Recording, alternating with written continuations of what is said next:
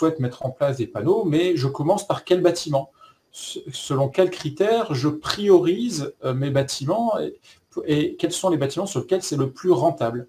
Donc effectivement, on a accompagné des collectivités publiques, des grandes entreprises. Je vous montrerai juste après des résultats qui permettent effectivement de pouvoir choisir en fonction de critères objectifs, là où ça vaut le coup de mettre en place des panneaux et surtout par quel bâtiment commencer. Ensuite, il y a une étude de faisabilité solaire par site. Donc là, c'est une étude sur laquelle les ingénieurs vont sur site et vont aller très loin sur où est-ce qu'on met les panneaux, les dimensions, où est-ce qu'on appelle du calpinage. On regarde exactement en fonction de la consommation du site, toutes les 10 minutes, qu'est-ce que le solaire va recouvrir, et ça permet d'être extrêmement fin. Donc pour répondre aux questions, donc combien ça va coûter, quels sont les gains énergétiques et financiers associés, le temps de retour sur investissement, etc. Est-ce que j'ai intérêt de passer par un tiers investisseur? Est-ce que j'ai intérêt à faire l'autoconsommation ou de la revente? Toutes ces questions sont dans ces études de faisabilité solaire. Et enfin, la dernière étape, c'est l'assistance à maîtrise d'ouvrage qui permet d'être accompagné pour la mise en œuvre, de suivre les entreprises de travaux permettant de mettre en place ces ombrières ou panneaux photovoltaïques. Passons aux études de cas. Donc l'étude de faisabilité, d'opportunité solaire photovoltaïque. Donc ici, avant de pouvoir vous parler des résultats, je dois vous décrire quatre notions. C'est important de bien les comprendre. Ici, vous avez la consommation naturelle du bâtiment. Là, on a le jour, là, on a la nuit. Et donc, la courbe bleue et grise, là, c'est la consommation du bâtiment. Ici, c'est la production des panneaux solaires qui sont en toiture ou en ombrière. Donc là, on a clairement une installation qui est surdimensionnée parce qu'elle produit plus que les besoins du bâtiment à un moment donné. Et donc, toute la production solaire est ici. Du coup, le taux d'autoconsommation, c'est la production qui est utilisée dans le bâtiment. Donc ici en jaune, c'est la part de la production solaire qui recouvre les consommations du bâtiment à partir du lever de soleil jusqu'au coucher de soleil. Donc c'est ce qui est vraiment utilisé dans le bâtiment. Et quand on divise ça par toute la production solaire, c'est le taux d'autoconsommation. En gros, ça veut dire c'est la part de tout ce que produit ma centrale solaire en toiture, qu'est-ce que mon bâtiment va réellement utiliser. Et le surplus qui est ici peut être soit revendu, soit stocké dans des véhicules électriques par exemple, mais elle n'est pas utilisée dans le bâtiment. Le taux d'autoproduction, c'est pareil, c'est la part de l'électricité solaire qui est utilisée par le bâtiment, mais qu'on divise par la consommation totale. Donc en gros, le taux d'autoproduction, ça revient à la baisse de facture, puisque par rapport à ce que je paye ma facture sur toute l'année, voilà la part qui est couverte par mes panneaux solaires. Donc ce qui intéresse plus aujourd'hui les maîtres d'ouvrage, c'est effectivement, est-ce que je vais couvrir à 15, 20, 30, 40% mes consommations et donc baisser d'autant mes factures.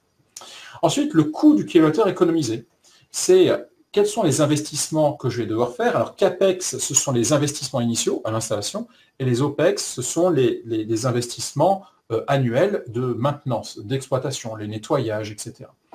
Donc, quand on raisonne sur une période assez longue, de 20, 25 ou 30 ans, on prend en compte à la fois les investissements initiaux et les investissements de maintenance. Voilà. Donc, le coût du kilowattheure économisé, c'est les investissements nécessaires pour économiser 1 MWh d'énergie par an sur le bâtiment. Et donc ça, c'est pas mal, parce qu'on se rend compte que sur certains bâtiments, le coût, combien je dois mettre sur la table pour économiser 1 MWh d'énergie par an, est bien différent d'un bâtiment à l'autre. Et ça permet de prioriser. Et enfin, le prix de revient du mégawattheure solaire, ça c'est pareil, c'est le coût du mégawattheure produit sur toute la durée de vie de la centrale solaire.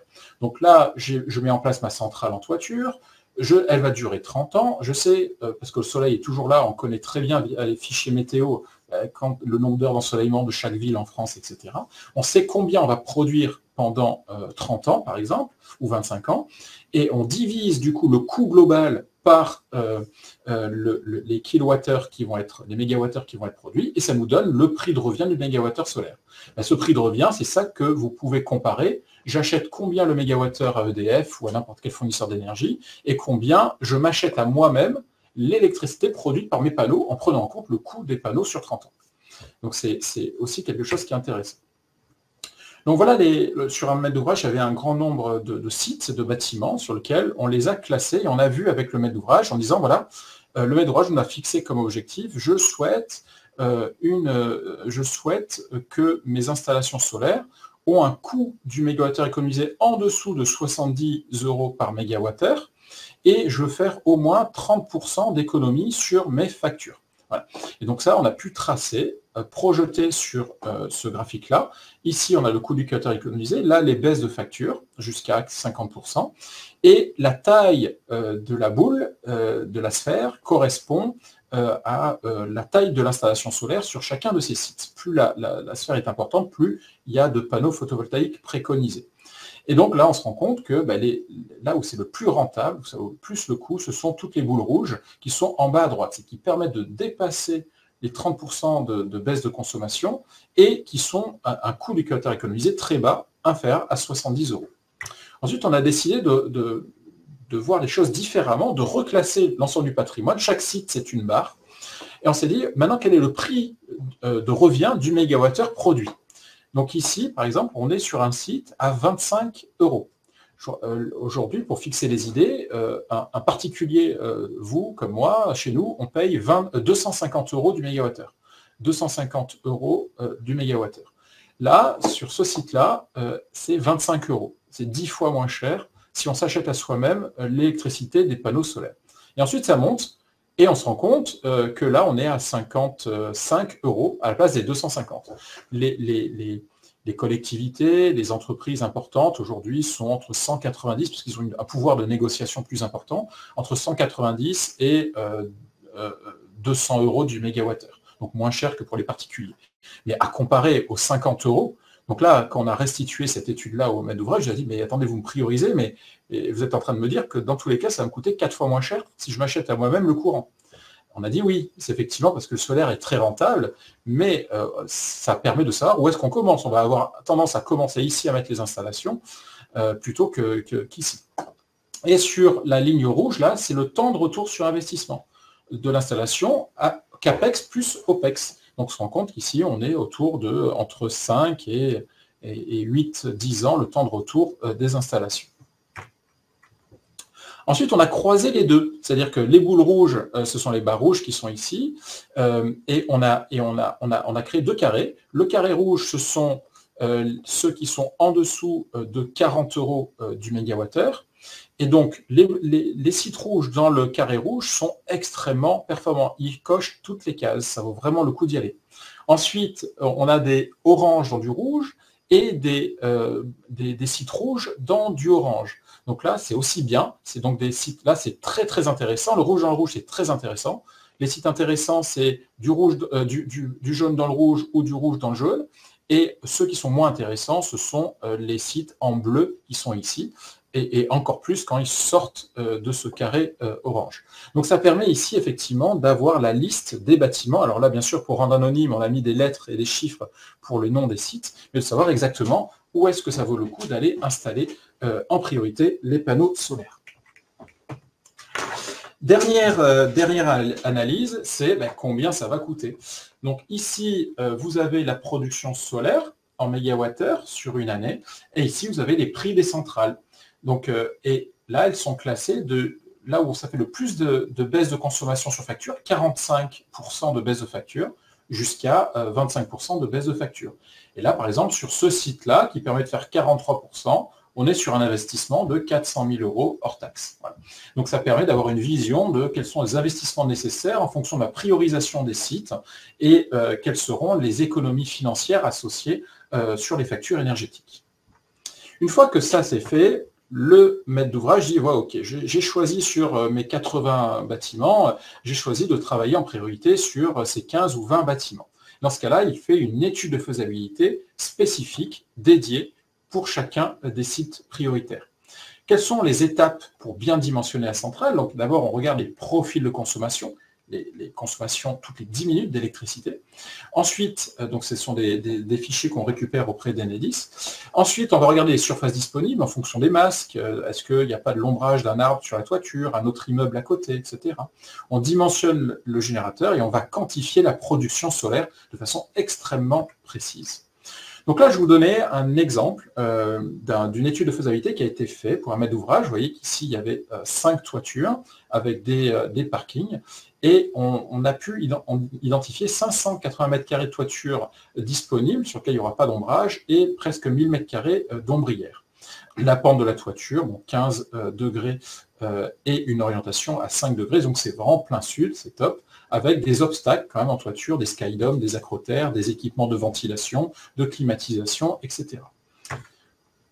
Donc on a regardé un premier scénario optimal, qu'on a considéré comme optimal, un peu d'ombrière, un peu de panneaux en toiture, 380 panneaux de 410 watts installés, une puissance, une production qui a été très finement, une production solaire très finement estimée. Donc ici, vous voyez, sur une semaine, ça c'est lundi, mardi, mercredi, jeudi, il y a le lever du soleil en orange, là, enfin en jaune, et la consommation en bleu du bâtiment, les vraies consommations toutes les 10 minutes. Et on voit que là, ben, le soleil, enfin le solaire, l'installation solaire couvre bien les consommations qui sont en dessous en bleu, et avec une petite revente du courant, vous voyez, c'est ici, une petite revente parce que la production solaire dépasse un petit peu la consommation.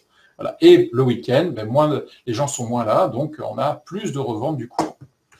Donc je vous montre comment c'est fait. Donc là, les bâtiments et les parkings sont modélisés informatiquement. On fait le jumeau numérique du site et je le fais vivre virtuellement, heure par heure, sur toute une année, sur toute une journée, pardon. Et donc on voit le soleil qui se déplace, on voit les projections d'ombrage des arbres, voilà, des arbres sur les panneaux photovoltaïques, etc., etc. Et donc on fait ça sur les 8760 heures d'une année, ce qui permet de savoir exactement ce qui va être produit à partir des fichiers Météo France que l'on achète ou que les bureaux d'études achètent. Maintenant, qu'est-ce que ça donne ce premier scénario? Le premier scénario, on se rend compte qu'il y a 400 000 euros d'investissement en tout, y compris dans ces 400 000 euros la réfection d'étanchéité et d'isolation des toitures. Ça a été demandé par le maître d'ouvrage. Les coûts d'exploitation, de nettoyage des panneaux, etc., 110 000 euros. Les économies sur facture, 1 700 000.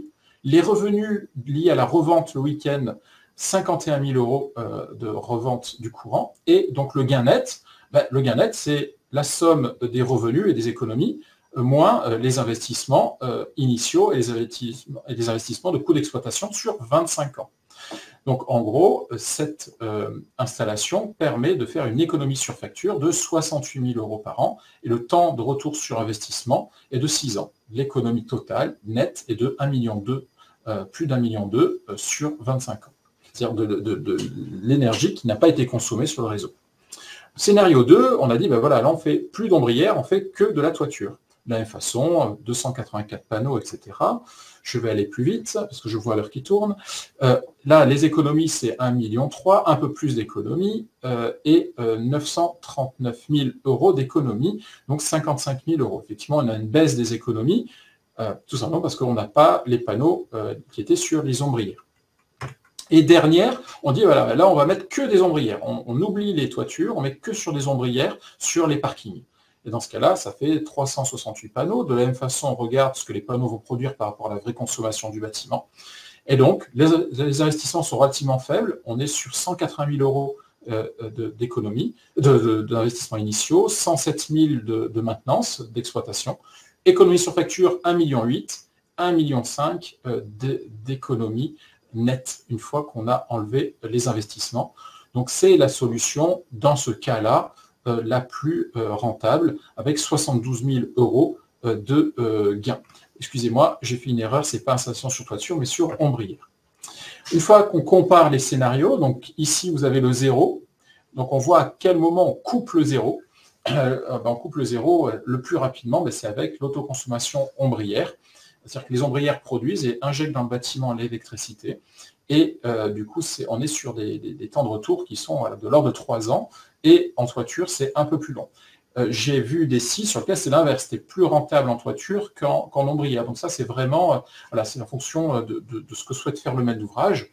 Et ça permet d'avoir une aide à la décision de ce que je veux faire de mes futures installations, quelle surface je dois mettre en place, combien ça va coûter.